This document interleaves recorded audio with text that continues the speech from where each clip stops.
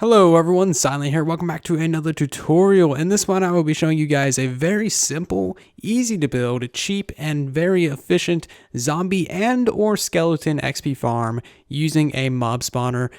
Please keep in mind that this entire thing will be built underground. I'm simply doing it above ground so that you can get a better look at what is happening. I have previously done a tutorial on this for Java Edition, but Minecraft Pocket Edition has a few quirky things and we need to work around that, and there's also a few small improvements to this design over my previous version.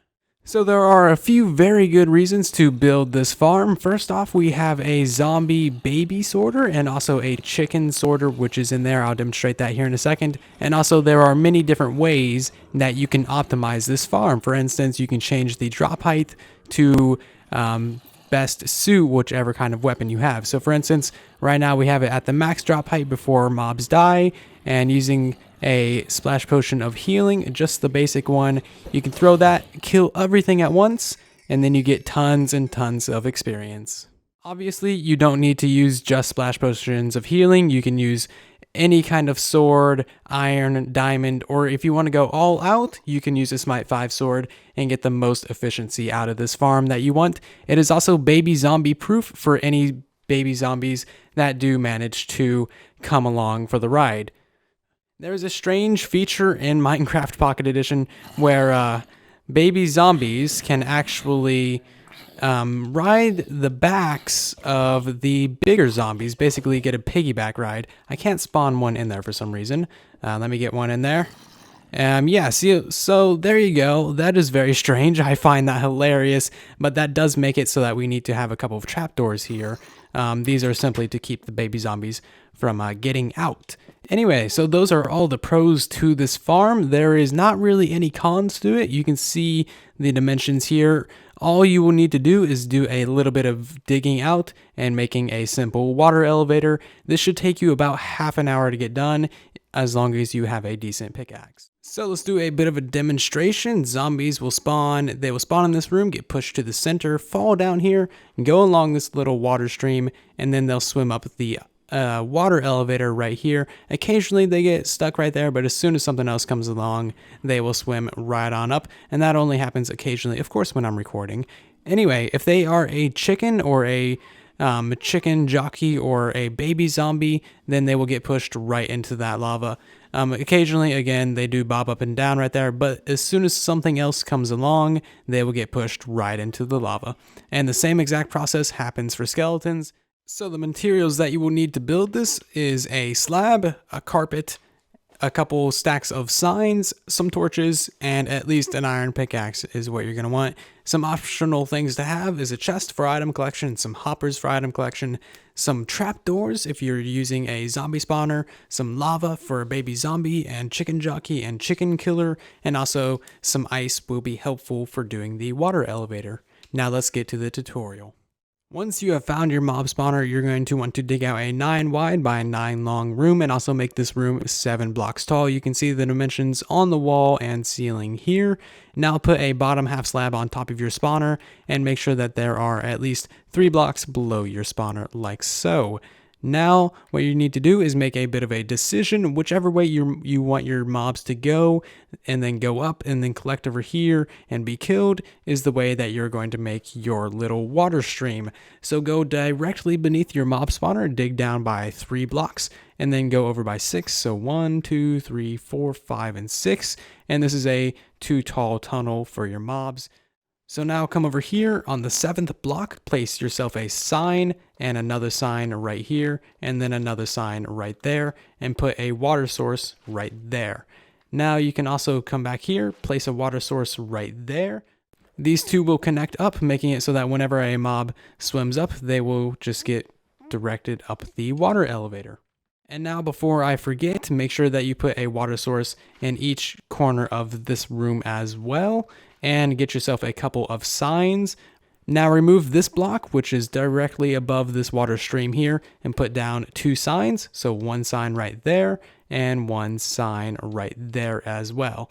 The reason why we put the signs in after we put the water in is because otherwise you get some weird water physics, and this is just the easiest way to do it. Alrighty, a bit more of a decision time of how you are mainly going to be killing these mobs. Please note, the better the weapon that you kill them with, the higher the efficiency, because the less time the mob spends in the game, contributing to the mob cap. So it is better to get a better weapon, is the short and simple version of what I just said.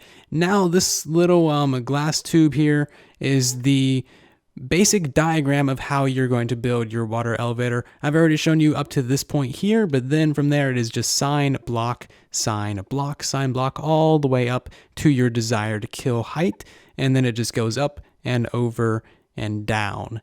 So every place that there is a block, basically just place a water bucket, and that is why the ice comes in handy. If you have an ice block there, then you can build this up, kind of like pillar up, and then place in your signs and your ice.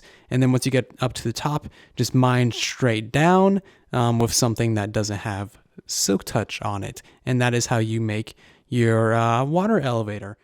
Now, if you don't have ice, that is fine. You're just going to have to go back up and down a whole bunch to a infinite water source, which you make by placing water buckets and a 2x2 like that. Very simple. Okay, now to the actual details. If you want to use a Smite 5 sword on a skeleton spawner, you actually don't need to drop these guys at all. They're just an insta-kill.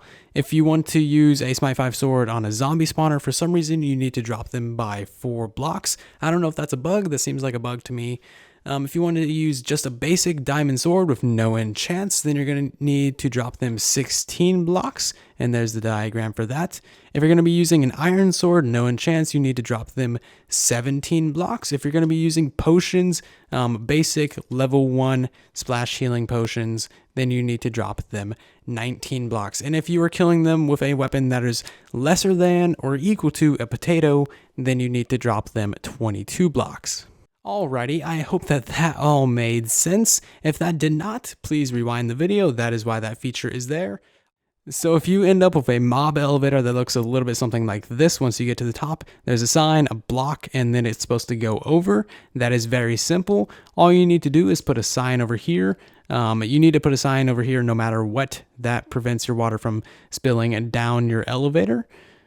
So then what you do is you place a water bucket right here directly above your sign like that, and then you place another water bucket and that'll bring them up and push them over. Let's see if I can spawn something in there. There you go. They go up and then they go over and they fall down. Very simple. Okay, just the last little details now. All you need to do is bring your elevator down all the way to 1 block above your area here. So that sign is the same level that your mobs will be falling on. And then I like to have a couple pieces of glass right here so that you can see the mobs. And then if you're using a zombie spawner, put 2 trapdoors here. And also you're going to want some blocks behind there. If you want some sort of item collection, all you need to do is put down a chest and then put down some hoppers going into it. You can put a piece of soul sand there if you don't want to see a hopper. But if you do put a hopper right here, just put a carpet on top of it. Otherwise, mobs can actually fall in that little area right there, in between the sides of the walls of the hopper, and die. Yeah, so put a carpet right there. If you have a zombie spawner, again, another detail, put a lava bucket right there and put a block back. And there you go. That is your entire farm done. All you need to do now is go inside of your farm and just remove all of your light sources from on your spawner. Not sure if I said that, but you need to light up your room. This is optimal lighting right here. 4 torches on your spawner and then some on the walls and in the corners. So yeah, just remove all this stuff and then make sure you get out of here quickly because they will start to spawn. So there we go. As soon as we remove the torches from this thing, it kicks right into action and the zombies spawn and swim right up this mob elevator. As you can see, it does take quite a while, and that is why you want a better weapon. The better weapon you get, like I said, the higher the efficiency of this farm will be. Of course, this is not a god XP farm. This is no Ender Dragon XP farm. This is a very good starter XP farm. This is like the first one that you should build in your world. It'll get you some flesh in case you want to for some reason trade to clerics, and it will get you some iron from zombies because they do drop that, and also some gold from smelting down all this stuff, and just XP, and it's good to have around. Also, zombie spawners and PE provide you with zombie villagers, which is excellent, which you can then turn into villagers and kickstart your world with a villager breeder, iron farms, trading halls, and the whole lot. There are a ton of ways that you can modify this farm by having automatic potion brewers and dispensers for automatically killing the mobs while you are AFK. You can have your dogs killing them. You can have them die on magma blocks from entity cramming, which, wait, do we have that on PE? It doesn't look like we do. Anyway, there is a ton of ways that you can modify this thing, and that is all up to you. This is as far as I am going to cover, so thank you guys so much for watching this video. Be sure to leave a like if you did enjoy. Subscribe if you are new, because I'm going to be uploading a ton of new Pocket Edition tutorials on my channel. Make sure you check out the playlist in the upper right now. And also, I'm just amazing. Why wouldn't you want to subscribe?